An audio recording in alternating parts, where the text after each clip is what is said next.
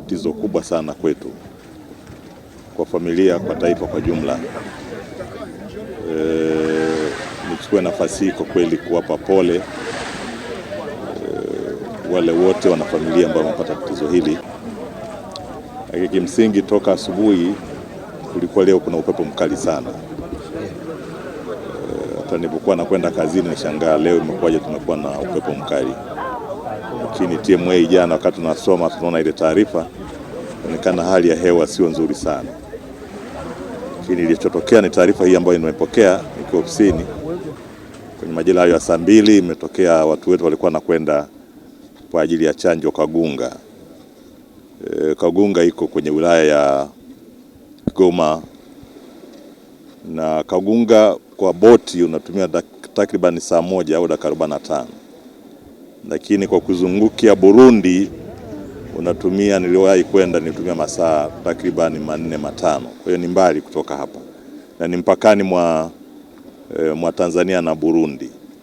Kwa hiyo wafanyakazi wetu wa afya wapatao 18 walikuwa nakwenda kutoa chanjo.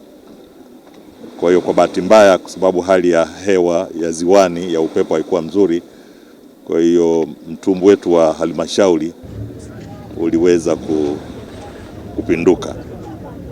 Na katika kupinduka huko watu wetu wa halmashauri, watendaji wetu wa afya wapatao 18 walikuwa kwenye huo mtumbwi wakiongozwa na DMO mwenyewe. Kwa hiyo bahati mbaya taarifa tulizopokea ni kwamba vijana wetu 6 wamefariki, na 3 naambiwa wako hospitali yetu ya mkoa na hali zao sio nzuri sana. Lakini 3 bado tunawatafuta mili yao, tunatafuta. Kwa hiyo juhudi kubwa inafanyika na wenzetu wa upande wa fire, upande wa polisi marine, lakini na idara yetu ya uvuvi. Kwa sisi kama serikali ya mkoa, hili tukio kwetu ni kubwa sana, limetutikisa sana. Lakini matukio kama haya yanapotokea kuna kitu cha kujifunza sana. Wenzetu wanautabiri hali ya hewa, na hasa sisi ambao tunazungukwa na ziwa Tanganyika tuna kila sababu ya kuwa tunasikiliza na kufuata maelekezo yao. Tumekuwa na mila na desturi ya kutofuata maelekezo ya wenzetu wa TMA. Ni jambo la msingi la kufuata, kwa sababu usipofuata utaratibu huu mara nyingi madhara yake ni makubwa, sio kwa familia tu lakini kwa taifa kwa jumla. Kwa waandishi wa habari niseme ni tatizo kubwa kwetu wa Tanzania, tatizo kubwa sisi wana Kigoma, lakini mtupe nafasi tuendelee kuwatafuta Watanzania wenzetu ambao kwa kweli walikuwa wanatimiza wajibu wao na wamefariki wakiwa wanatimiza wajibu wao. Kwa hiyo mtupe nafasi, tutatoa taarifa kamili baada ya kuona tumepata hiyo mili ya wenzetu. Na niwahakikishie tutaipata, kwa sababu hatuwezi kuacha Mtanzania akiwa ndani ya maji na tusipate fursa ya kumwaga. Nashukuru, asanteni sana. Naitwa Mrakibu Msaidizi Michael Maganga, Kaimu Kamanda Jeshi la Zimamoto na Uokoaji mkoa wa Kigoma. Tumepokea wito wa taarifa hii ya boti kupata ajali kwenye ziwa Tanganyika mnamo saa 2:40 asubuhi ya leo.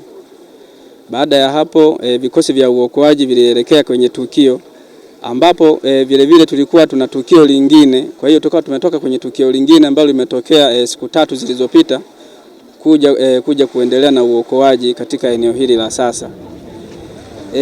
Taarifa hizo zinasema kwamba boti hiyo ilikuwa imebeba watumishi wa Kigoma DC kupeleka huduma za dawa kwenye maeneo jirani ambayo ni vijiji vya mwambao wa ziwa Tanganyika.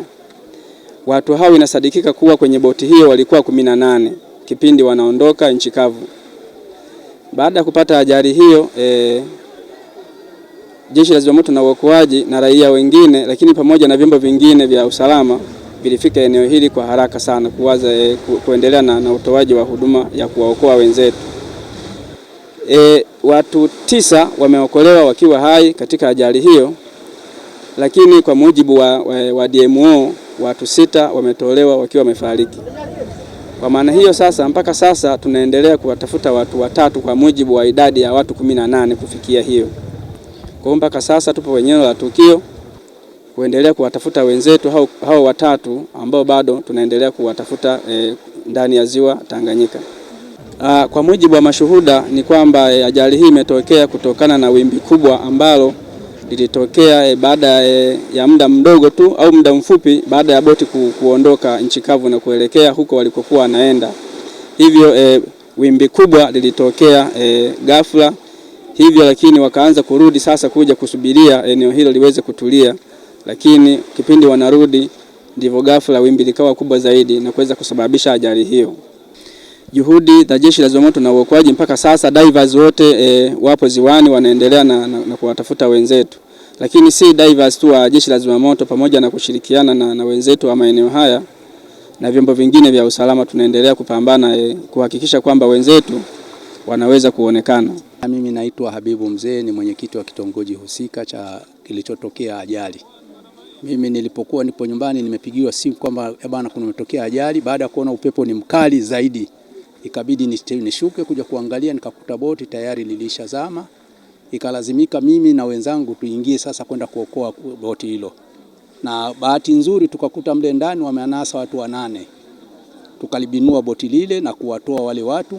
Tulitoa watu ambao wamekwisha kufa ni watu 5. Na watatu walikuwa wako hali mbaya. Kwa hiyo walipelekwa hospitali, lakini baada ya kusikia wamefika hospitali mmoja amefariki. Kwa hiyo idadi ya watu waliofariki katika hao waliookolewa ni 6. Kwa hiyo 2 bado wako hospitali. Na waliopona wengine ni 9 ambao wenyewe hawakupata tatizo lolote, wako hai. Na sasa hivi tunatafuta watu wengine 3 ambao wako katika ziwa Tanganyika.